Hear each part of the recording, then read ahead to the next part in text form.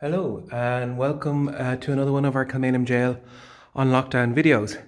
So just to orientate yourself a little bit, we're here on the 1916 corridor, but we're heading upstairs to a corridor that we refer to as the Cumann corridor because of the very beautiful and delicate graffiti that survives up there. This part of the building, as usual on these tours, is not on the normal guided tour of Kilmainham jail. However, while other parts we have plans to allow access to the public, with this part access is quite restricted, and you'll see why when we go into the cells, because it has some of the most important and delicate graffiti in the jail surviving from the Civil War, mostly done by female prisoners. There were kind of two waves of women prisoners here during the Civil War. First in February 1923, they were moved out in May, and then they returned here in around kind of June, July of 23. But I'm just going to head into this cell. This is the cell of a woman called Cecilia Gallagher.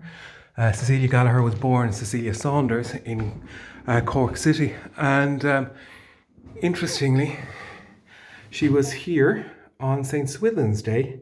And as some of you know, on St. Swithin's Day, the folk tradition is that if it rains on St. Swithin's Day, it'll be rainy for the next 40 days. And if it's sunny, it'll be sunny for the next 40 days. So you can see here, July 15th, 1923, wet. And you can't argue with the science, because if you look further down, rain, rain, rain, rain, early showers, raining, underlined, rain, thunder, thunder, rain. And you can see she recorded the whole way along into August, rain, rain. I finished on the 24th. By describing it as being wet. So it was obviously not a great summer that the women were here in 1923. But I always think it's quite interesting, this decision to by Cecilia Gallagher to record the weather, because of course the one thing that changes in the monotony of prison is the weather. Cecilia Gallagher was arrested mostly because of her husband, Frank Gallagher, who was a very prominent member of Sinn Féin, a very prominent Republican, and took a very strong anti-treaty stance.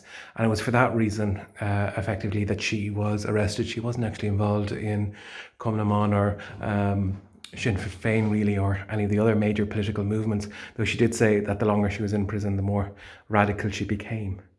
So that's it for today. We're going to do another video later on in the week about another one of the cells up here on the Cumann corridor.